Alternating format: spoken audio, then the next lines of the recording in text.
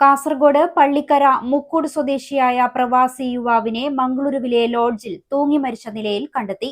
NEET പരീക്ഷാ പരിശീലനത്തിനിടെ അടുത്തിടെ ജീവനൊടുക്കിയ ഐജ മഹേഷിന്റെ സഹോദരൻ അർജുൻ മഹേഷ് ആണ് മരിച്ചത്.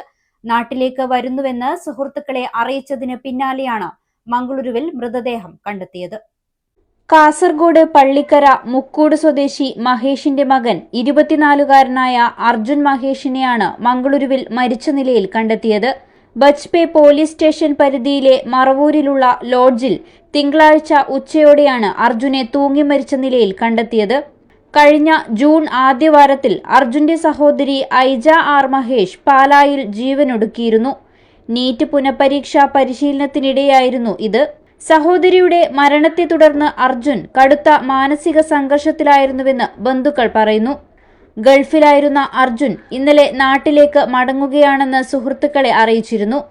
ഉച്ചയ്ക്ക് നാട്ടിലേക്ക് ഫോൺ വിളിച്ച് അമ്മയോട് സംസാരിച്ചെങ്കിലും താൻ നാട്ടിലെത്തിയ വിവരം പറഞ്ഞിരുന്നില്ല.